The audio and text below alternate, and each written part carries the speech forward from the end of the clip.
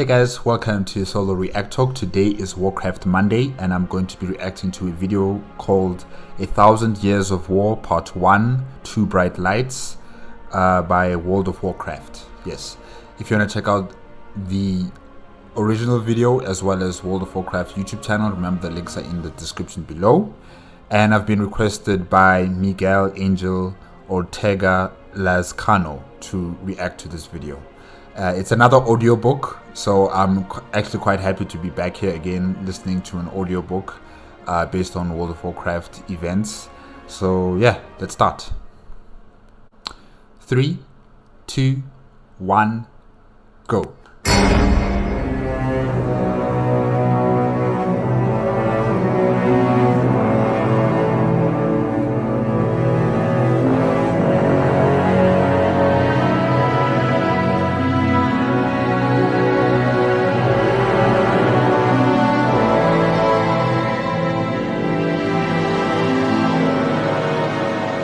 Blizzard Entertainment presents 1,000 Years of War, the story of Arator and Turalyon by Robert Brooks, narrated by Stephen Pacey.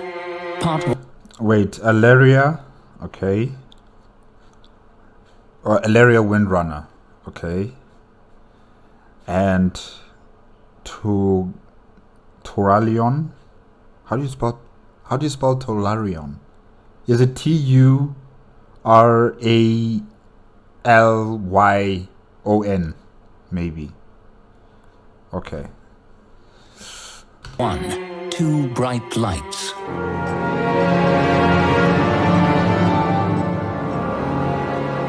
Turalyon stood alone, unmoving, silently witnessing the death of a world. It had been only hours since the sealing of the Dark Portal. The land of Draenor crumbled, continents cracked open, the oceans heaved and boiled. Huge chunks of earth were thrown into the sky, and there they stayed, aloft, spinning slowly, refusing to fall back to the ground. Reality itself was unraveling. Okay, so I'm assuming that this happened as soon as Nazul's plan to, open all the portals backfired on him, right? This is just like a few minutes after that. I'm assuming. I don't know. Turalyon was calm. He was not afraid. The light was with him, even here in this strange place. This was not Draenor. It looked like Draenor, yes, but he was not truly there. The cracked red plains of Hellfire Peninsula stretched out beneath his feet, yes, but he was not truly there. In the distance, He's not there, so he's dreaming? Is this a dream? Or is he in another plane of existence? Is he like in the void? Maybe? Huh. could see the hastily wrought Alliance staging ground on a hold, stubbornly withstanding the quakes and tremors. And yet, he was not truly there. Turalyon had been there, of course. Only a few hours ago, he had been fighting for his life there. Hellfire Peninsula had been filled with orcs, Alliance soldiers, broken war machines, the corpses of the fallen, discarded weapons, and all the other detritus of battle. He saw none of that now. There was no sign a battle had ever taken place. Only empty, dead ground surrounded him. He was offered a view of Draenor's destruction, but no, he was not truly there. Okay, that's strange. He's there, but he's not there. He sees everything that he saw when he was on Draenor, yet it's not Draenor. Okay. I'm still thinking that maybe this is like a dream that he's having, or it's like a mirror reflection of Draenor. Like he's in another plane of existence where he sees everything as it is, but it's just not the same. So probably that's why I'm assuming maybe it's like the void, or it's something else. Yeah. He was in another realm, one he did not know. The skies were dark, twisting, filled with strange, conflicting powers. He could see entire worlds hanging in the distance, seemingly close enough to touch, and yet unimaginably far away. He felt the light intermingling with the shadow. He felt the primal, uncontrolled forces of chaos and order, life and death clashing here. He didn't know. The twisting nether? Maybe it's that. Because the twisting nether was also created out of the advent of, the light and shadow, right? So maybe it's that. Maybe it's not the void, but it's the twisting nether. Yes. Sorry, guys. Know this place, nor did he know how to escape it. He kept watch for any familiar faces. Khadgar, Danath, Kurdran, Alaria. He wondered if they had survived. He remained still, staying out in the open, letting the light flow through him. He would be patient. He would be a beacon for anyone else in this place.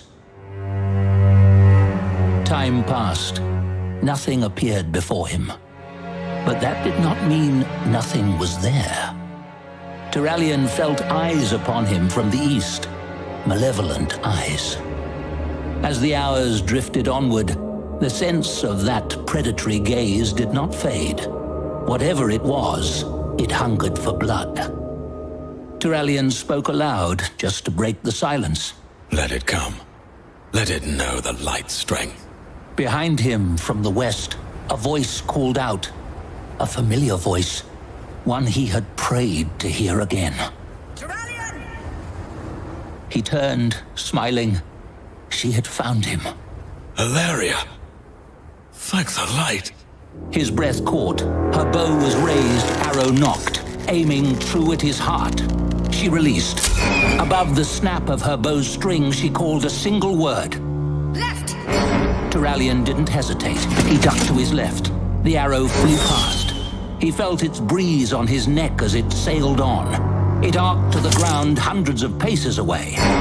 Turalyon could see it sticking upright in the red dirt, feathers quivering. Alaria Windrunner approached him slowly, drawing another arrow. Her bow remained low, aimed at the ground. Her head turned, eyes darting, looking for a target. Apologies. I meant my left, not yours. Turalyon glanced at the arrow in the distance. Testing my reflexes? Or did you see something? I saw something. A shame. I would have been happy to test your reflexes too. Say the word and I'll throw my shield at you. A smile crossed Alaria's lips just for a moment. Guys, is it really the time to be doing this right now? Oh gosh. Oh my gosh, this is weird. I think these guys are together, right? But come on, I mean, there's something around you guys, following you guys, and here you are talking like this. Turalyon, please calm down. Calm down. Perhaps later. She stood where Turalyon had, looking at the ground. Tracks. She gestured downward. Turalyon could see the impressions of his boots in the dry earth. But there, faintly, was a third mark, perhaps a pace away. Something had been standing behind him. No, he had turned at the last moment, so it had been in front of him, and he had not seen it. What was it? Alaria kept her eyes up, scanning the landscape in front of her. I know there are people with cloaking abilities, magic users who can cloak themselves, like Gul'dan. He uses foul magic to cloak himself.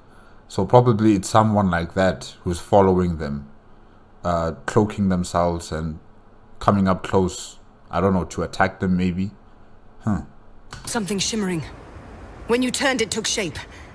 I do not know what it was. It fled before my arrow could strike. An orc, perhaps. Ner'zhul's warlocks may have come here. Not an orc.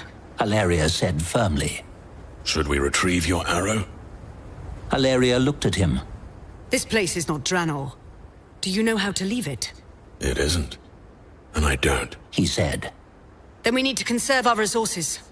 Her arrow had landed perhaps 200 paces away. They walked to it together.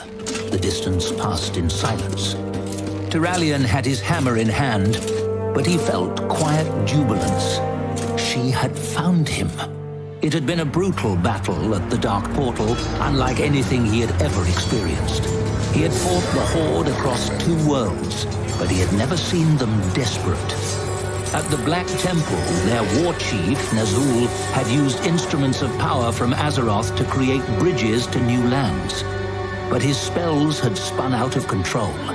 Rifts had begun snapping open and closed all over Draenor, shredding the fabric of existence. The only escape had been Azeroth. But the uncontrolled destruction had bled through the Dark Portal, putting Azeroth itself in danger. The Alliance expedition had rushed to protect it. Alleria and Turalyon had fought back-to-back, holding the line against waves of terrified orcs, buying time for Khadgar to seal the rift between the 2 lands, knowing that they too would be trapped on a dying world. In the chaos, another rift had opened near them. They had dived through, believing that anywhere in the cosmos had to be safer than staying put. But they had become separated from each other. There was no telling where the rest of the Alliance expedition were. Maybe they were still on Draenor. Maybe they were here in this place. Maybe they had escaped to some far corner of the universe. Turalyon didn't know. But at least the light had delivered him back to her. Alleria retrieved her arrow and returned it to her quiver. I believe we are being watched. She Are these two like in a relationship? I know they were close, but now I'm considering maybe they're in some sort of romantic relationship. Yeah, okay. Interesting. grimaced. I might be wrong. My instincts do not mean much here. They mean plenty to me. Turalyon had hunted for sport in Lordaeron, but Alleria was ranger captain of Silvermoon. It had become her nature to think like a predator. I should have sensed it when it drew close. There's so much errant power here. I need to be more cautious. This is its territory. It hunts here. Strange that it hasn't tried to finish us off. I would have. Alleria let her bow rest at her side. I do not understand this place at all. I don't either. Turalyon said. But you found me. That's enough for now. Alleria looked at him, smiled, and then she embraced him. He held her tightly against his chest. We will see our son again, she whispered. Light. Wait. They have a kid? Oh, okay. These are not boyfriend and girlfriend. These are like husband and wife. Okay. Wow. Have a child? Alright. Willing. Damn the light! The Alliance expedition was a one-way journey. We all knew it. And yet I felt in my heart that we would see Arator again. Her love burned brightly, heating her words and warming Turalyon's soul. But he did not share her confidence. It might be a long journey back to Azeroth. He said. We have time. You do. That brought her head up. Turalyon met her gaze steadily. What does he mean by that? Is he poisoned or is he dying from something? Knew she understood him. Human lives were short. The elves of Silvermoon had the Sunwell, and thus something akin to immortality. Oh, okay, yes. I forgot about that. Okay. If the light lets you die of old age here, I will be very, very angry with it, she said. Turalyon fought back a smile. I'll let it know. Good. That is settled. She stepped back, surveying the shadowy realm around her. These guys are so cute. Oh, I like it. I love it. Others might be trapped here. We should find them. Turalyon gestured to the east, towards the Dark Portal. The fighting was fiercest there. They set off. Draenor, or at least this dark reflection of it, continued to break apart. The tremors that shook the world did not touch them here. The oceans had boiled away, leaving nothing but empty space. In the distance, mountain ranges floated in mid-air. Neither Alaria nor Turallion needed to say it. If they had not succeeded, this would have been Azeroth's fate too. But as time passed, the cadence of destruction seemed to slow. The central continent of this world was holding together. How much of the Alliance expedition had survived? How much of the Horde? They arrived at the eastern end of the peninsula. The dark portal hung above them. No other living creature was in sight. No Alliance, no Horde. We're on our own, Turallion concluded. Alaria sighed. Any ideas? Turallion sat down cross-legged, his back to the dark portal. His heavy armor clattered as he found a comfortable position. No, there is nothing I can do to get us out of here. So I will trust in the light. A bright circle began to radiate around him. He closed his eyes, letting holy power flow through him. Fate has drawn us away from the others. I'm ready to learn why. Very well. Have a good nap, Turallion. I will stand watch. He opened his eyes slightly. Is our new friend still following us? It is. You saw it again. Alaria hesitated. I sense it now, watching us from the north. Do you not? Perhaps. Near the dark portal. That is right. Turallion did indeed feel a ripple of menace pulsing from that direction. It was keeping its distance, so he closed his eyes again. Well, start a campfire and invite our guest in. Maybe it's just lonely and... A harmonic tone thundered across them. Turallion leapt to his feet, drawing his hammer from its sling. Alaria spun, bow raised, arrow already knocked. Blinding light shone from a circle in the air only a few paces away. It was a rift, identical to the one Turallion had followed to get here. All he could see through the glow was a hand beckoning them forward. A voice called out to them. This way, quickly! Turallion's shock faded. The rift and the voice behind it were both suffused with the light. We can trust him, he told Alaria. She glanced at him, then lowered her bow. Very well. She stepped through the rift. Turallion followed. They emerged into a clearing in a forest, surrounded by half-dead trees. The rift closed behind them. They were back on Draenor, a world still rumbling from its apocalypse. The skies. One look took Turallion's breath away. The skies were rent asunder, stripped into pieces. Between the lingering shreds of blue was that familiar sight of swirling dark energy. Draenor and that other realm were bleeding together. I've been looking for the two of you for a very long time. The other being, the one who had drawn them here, was smiling broadly. He had fanged teeth and long black claws, but he exuded an aura of holy light. Alaria idly tapped the side of her bow, clearly considering knocking an arrow again. Who are you? Turallion asked. I'm a commander. I'm a warrior of the light. And today I'm a messenger of fate itself. My name is Lithraxian. The mother of light. Okay, Nufraxian or Lufraxian? Let me just write that down here. Fraxion. Commander of Light, right?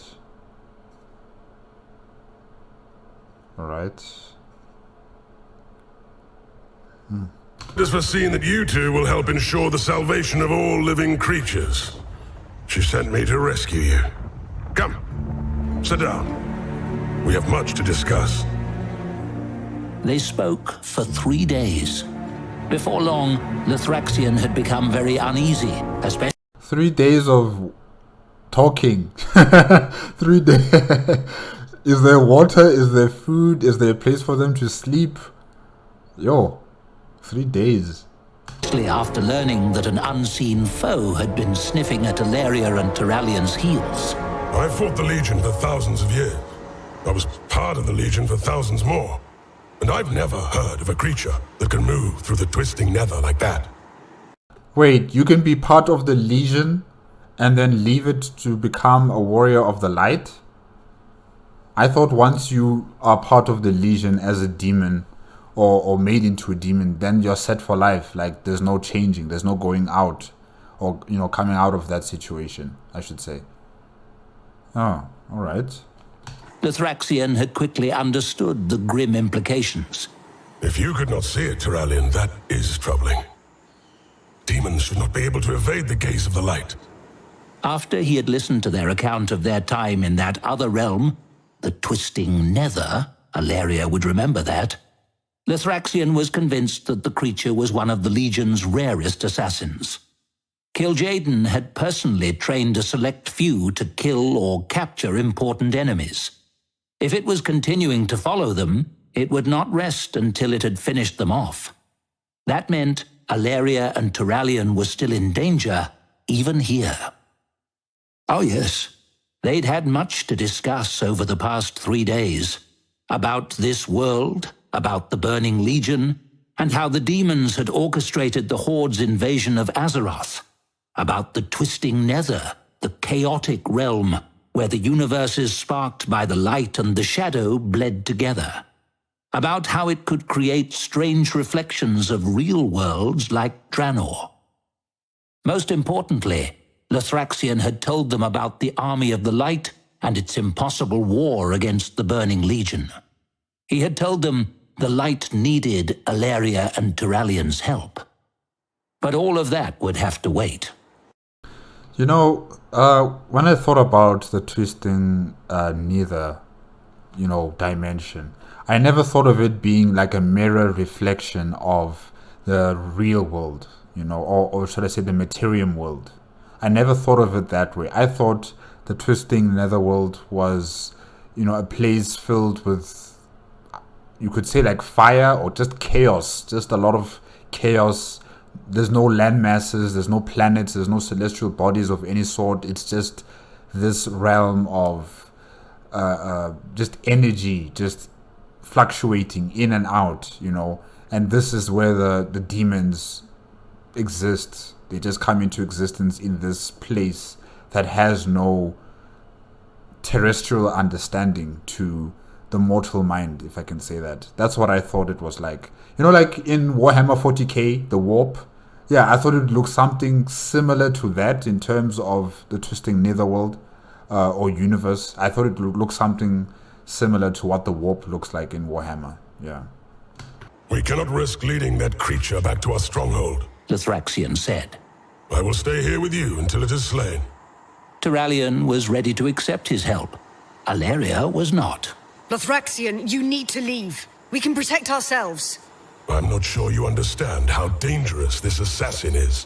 What is a bigger prize to the Legion? 2 recruits or a commander? Alaria looked directly into Tyrallion's eyes. She has a point. She has a point. For a moment, she carefully chose her words to the Thraxian. When you leave, it will follow you. You must set a trap for it. Return to us when it is dead. The Thraxian began to object, but Tyrallion cut him off. We understand the danger, Lothraxian. We understand perfectly. He gave Alaria a small nod. We will wait here. Lothraxian's eyes narrowed. He silently regarded both of them. Very well. But I will not leave you defenseless. Before he left, he offered Tyrallion a few hours of instruction in the ways of the light. Yes, Tyrallion was a paladin, but humans had only recently begun to wield holy power on the battlefield. The Thraxian had done so for millennia.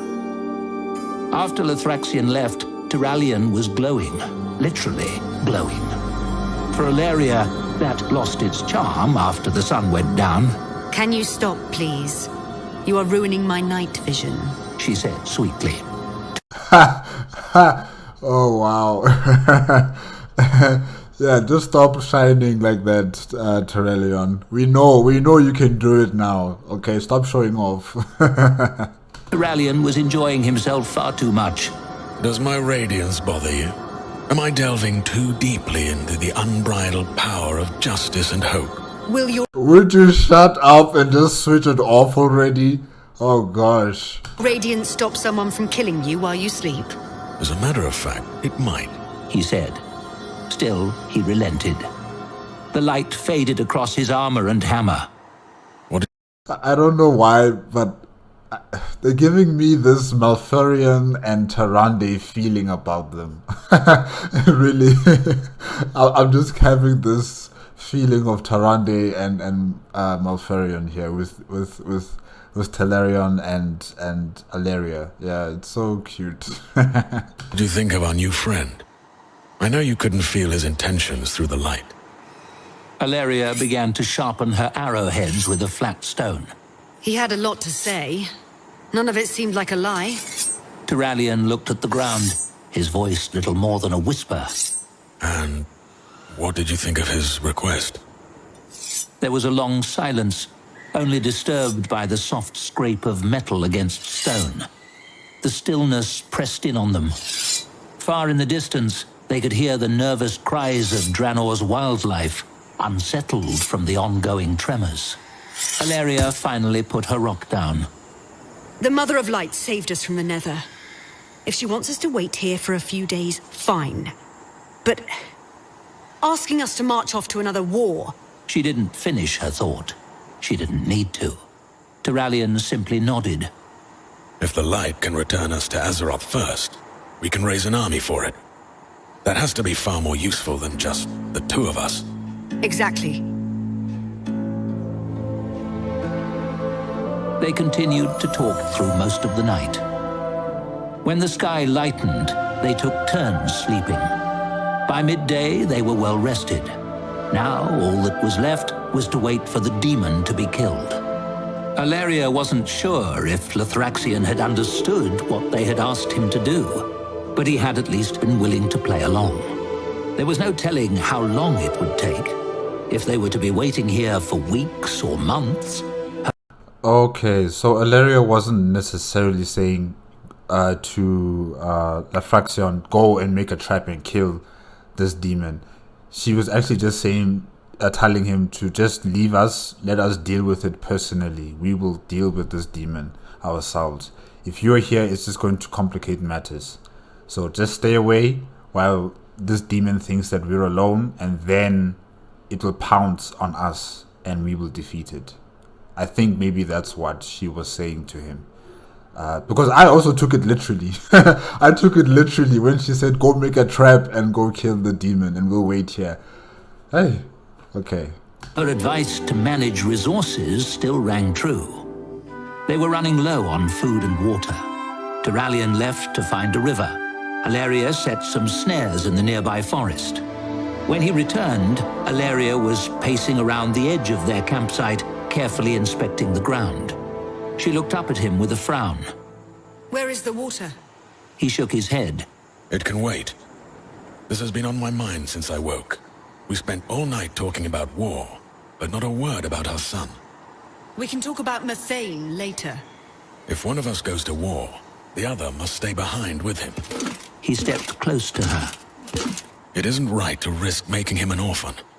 Not after we already took a chance coming here. She met his gaze without blinking. He will be safe, I promise. Her hand reached up to his chin.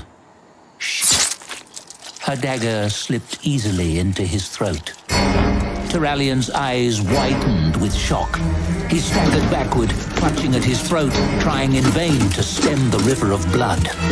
She had buried the blade to the hilt. Alleria watched him without pity. Is she the demon? Oh no. So what happened to the real Alleria then, if this is the demon? Oh gosh. My son's name is Arator, demon. The creature... Wait. That's right. Oh god, I forgot. I forgot. And I wrote his name right here. Arator. Oh gosh. What did she say? I forgot what she called the son's name, the boy's name. Oh gosh. But yes, the son's name is Arator. Oh gosh. I made a mistake. I thought Alaria was the demon. Instead, the demon is this Turgon, you know, shape-shifting demon person that she stabbed with a dagger. Okay. Gosh. Sorry, guys. I'm so slow. That looked like Turalian roared with rage and took 2 stumbling steps toward her. Green fire leapt from one hand while the other produced a dagger. Alaria sidestepped the assassin, caught its elbow and pivoted. The creature crashed into the ground, its arm bent at an unnatural angle, dagger falling uselessly at its side and evaporating. Gurgling shrieks of pain and anger echoed through the trees. Alaria let it squall while she retrieved her bow and quiver. Branches crunched a few paces away, and Turalian, the real Turalian, stepped out of the forest, hammer in hand. Blazing light trailed off of him like smoke. Nicely done. Well, at least he's okay. At least the real Turalian is okay. Whew. He said grimly. It was impatient. I would have waited a few days, and I would not have left tracks everywhere. Alaria Don't give the demon ideas, okay? Don't give the demon ideas. Because you can kill it here, right? But it's not actually dead. It's not permanently dead. I think the only place where you can kill it permanently is probably in the Twisting Netherworld or on... what do they call that planet again? Argus, right? Yes. That's the only place where you can kill the demons permanently. So don't give the demon ideas of what to do next when it comes back to kill you guys. Yeah. drew an arrow. What is more valuable? A commander or 2 new recruits? Apparently, the 2 recruits. Interesting. Let us talk about that. The assassin snarled and tried This lady is terrifying, okay? She is terrifying. Ooh. to scramble to its feet. Turalian's hammer put it back down. Hard. Turalian gestured, and the remnants of the creature's disguise vanished in a flash, revealing its true form. A lanky demon, face twisted with agony. The Thraxian had been right. This was an Arator, an unusual one. Dark smoke leaped from its blackened, dead eyes. Alaria stood over it, aiming her bow straight down. You are a minion of the Burning Legion, yes? The demon smiled up at her. I am but one of an infinite army. I am but a single spear of an endless... The question is a yes or no answer, not what you just gave there. Make it simple. We don't want to have speeches here. Her arrow found its mark. She drew another and aimed it at a different yet equally painful point. She did not ask her question again. The demon spat and cursed. Yes, I am of the Burning Legion, you worm. Was that so hard? Was that so hard? Yes or no? You flesh-cursed mortal fool. Arrogant scum, doomed to crawl in dirt and filth before the great lord of The creature howled again as the second arrow hit home. Alaria shook her head. You tracked us for days. Tell me why. The demon giggled. The pain had driven it half to madness. Fate spins around you. I can feel it. I can see it. I saw it all around this world, and then it all blew up. So many little lights blinking out. But not you two. You two lived. And that means fate has plans. It succumbed to a fit of manic laughter. Turalian hefted his shield. Perhaps you're right, but you won't live to see it. The demon's eyes were filled with searing hot fury. You think we won't meet again? I will find you, both of you. I will have your souls as baubles around my neck, and you will suffer for all eternity. And then I will find your son, Arator, and I will make him kneel before Sargeras himself, so you may watch him burn in the Master's glory. You think you've won, do you? Valeria released her bow's string. The arrow punched through the demon's skull. Its mouth worked soundlessly for a moment. The creature twitched once, twice, then it was still. The creature twitched once, twice. I like that. I like the fact that they added that in. Oh man, this is funny. Valeria shrugged an apology to Turalyon. Sorry. I should have asked if you were done with it. I didn't like hearing it say Arator's name either. The demon's body smoldered, decaying into dry dust, blowing away on the breeze, leaving nothing behind.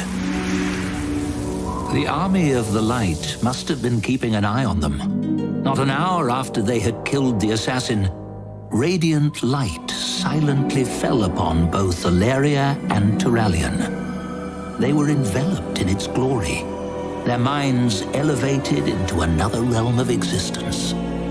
Turalyon felt a presence among them, a being of such profound might that it seemed all light must flow from it. He heard Valeria gasp in awe. She had never experienced the tranquil power of the light before. Neither had he, not with such intensity. A voice spoke to them, elegant, graceful, and steadfast. This was the Mother of Light. The two children of Azeroth, Valeria, Turalyon.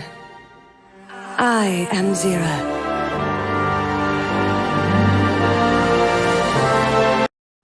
Zira is the Naru, right? She is a warrior of the light, and a Naru warrior of the light, and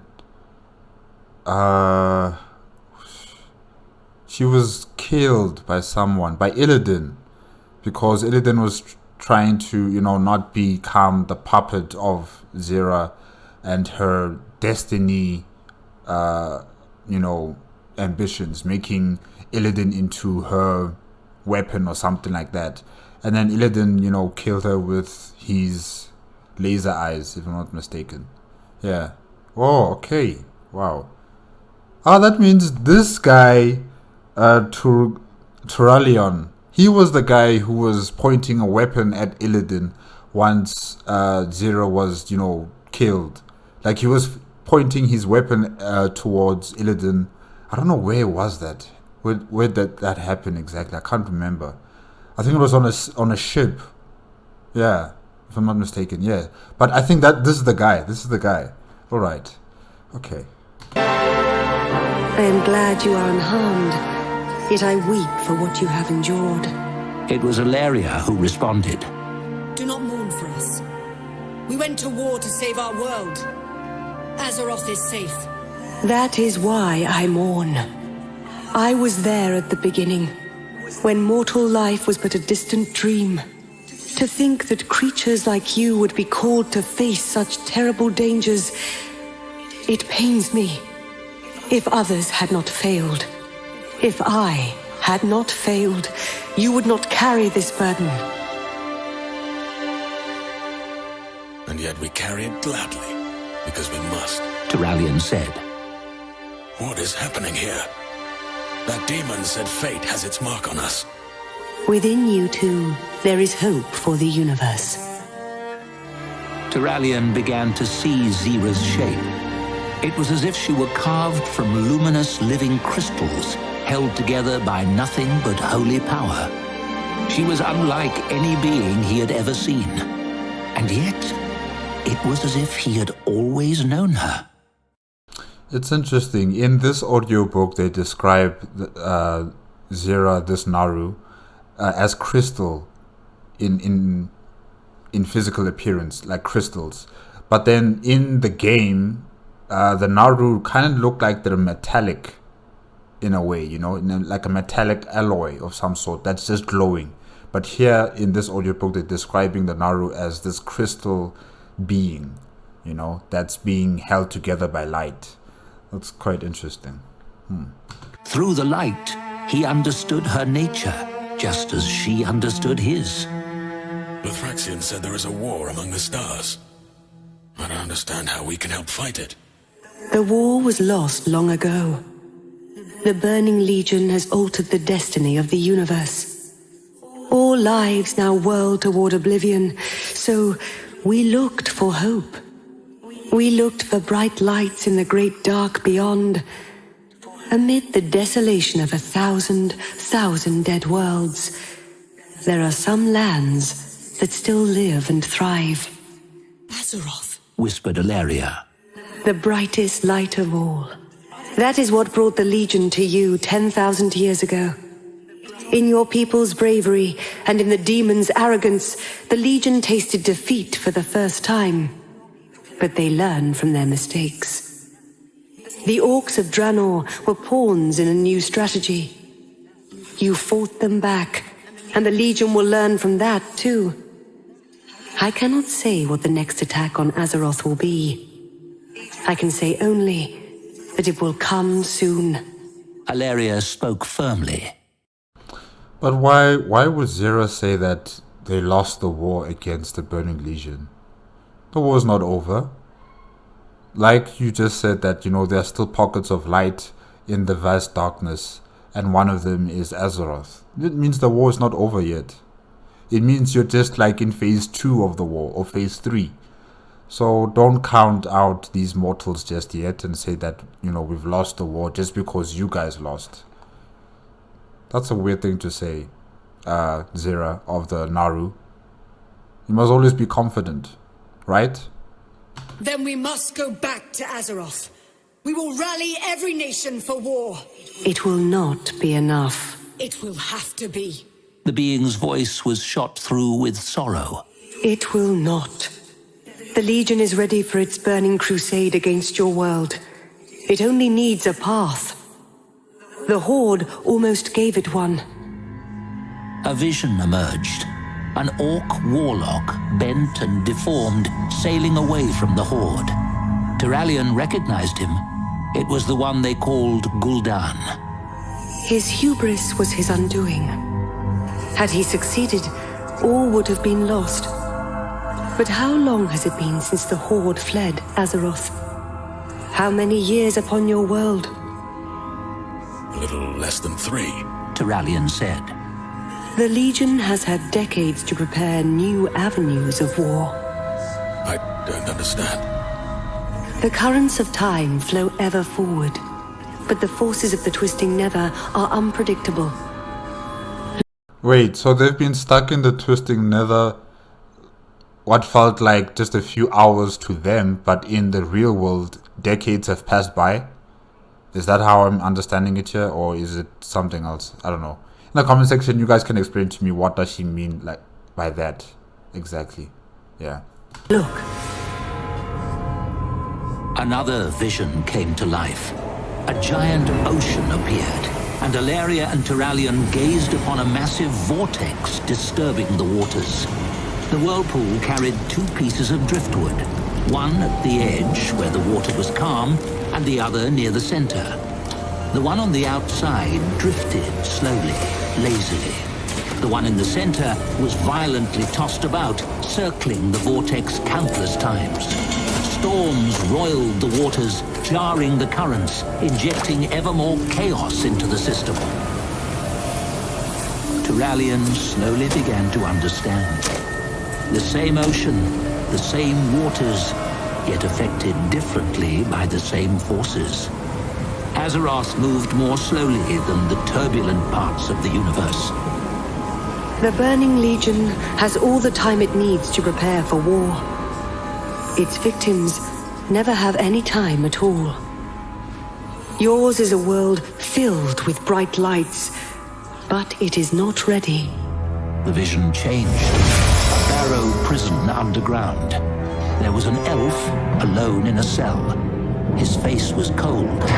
Turalyon could feel the hatred and determination in his soul. The light will one day cleanse this one's troubled heart, and he will become our greatest champion. He will destroy the Burning Legion. Illidan, right? I think that's Illidan. Turalian's mind whirled with questions. Then why does the Legion fear us? When you left your world, new possibilities rippled across the vast expanses of fate. The future held a glimmer of hope for the first time in ages. Your lights moved together through the cosmos. You journeyed until you reached something else. Something new. Something I do not believe I was meant to see. An emerald star. It was there for a flash, and then it was gone. What was it? I do not know. Something the Legion has hidden from all prying eyes. Once you reach it, I believe we will finally learn how to defeat the Burning Legion. The demons know this too. Thus they dispatched an assassin to kill you. Alaria laughed softly. It did not work out well for it. Now it is gone. That demon is not dead. I beg to differ. You destroyed but a vessel. The demon's soul returned to the twisting nether. In time, it would live again and resume the mission given to it by its masters. To snuff out the hope of two bright lights. Alaria muttered a curse under her breath. That demon had threatened Arator, and it could return at any time. For sure she was like, that son of a bee. Alaria's voice was hard. We have a son. I know. I ask you for a terrible sacrifice. You do not understand. If we had both died here, Arator would have grown up an orphan. We left him anyway. Look within my heart. See the reason why. I see love. Pure and unblemished. Turalian's hand found hers and squeezed hard. Alaria squeezed back. I would do anything to protect Arator. To protect my people and my world. If there are enemies bent on destroying it, then I will not rest. I will give my life if necessary. But I know I will see my son again. I have known it since the moment I decided to leave Azeroth. I am glad. Though you do not yet know the light, it has already begun to speak to you. We should find the rest of the Alliance expedition. If the Legion fears the two of us, it'll tremble when we march together. Turalian said. They have their own fate. There will be a great many wars on your world, and on this one, while you are gone. Azeroth will need their help in time. The conversation continued for hours. In the end, Alaria and Turalian made their choice. A terrible, impossible choice. A necessary choice. The visions faded away. Alaria and Turalian were alone again in the midst of a forest on Draenor. A rift opened near them. Bright lights spilled out, illuminating the shattered world. We will see our son again, Alaria said. Light willing. They stepped through. Many were waiting on the other side to greet them. The Thraxian was there, a broad smile on his face. Zira floated above them, her presence a beacon of hope in a universe that desperately needed it. Welcome, Alaria and Turalian. Welcome to the Army of the Light.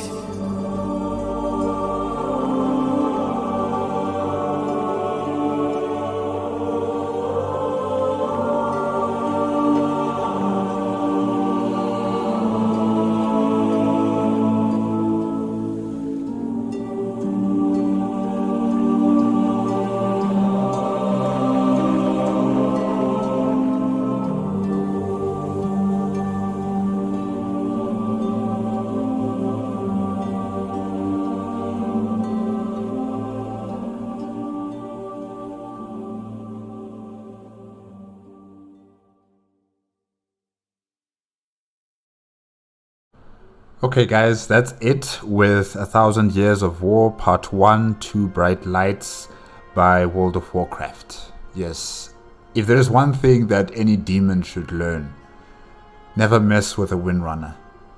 Never mess with a windrunner. They will F you up. They will F you up in such ways you never thought possible. And always answer the question that's been given to you. You know, in the most simplest of terms. Yes or no? No stories, no speeches, nothing. Yes or no? As simple as that. Or else you will suffer. Oh, wow. Yeah, Alaria, Windrunner, and Tolarian, really, these two are such a powerhouse couple. At first I thought they were just, you know, very close friends, and then as it continued further, then I thought, okay, maybe they're like boyfriend and girlfriend. But then I was dropped a bomb on me here, realizing that they actually have a child, you know, and that's what I'm like, oh my gosh, all right, these guys are actually together that way then, you know, they're probably husband and wife. So yeah, that was a shocker for me. Congratulations to both of you for having a child. And yeah, you guys are fighting not only for your child's existence and for your people, but for all of Azeroth, you know. I like the fact that they have each other and they are feeding off each other's energy, you know. They're both supporting each other.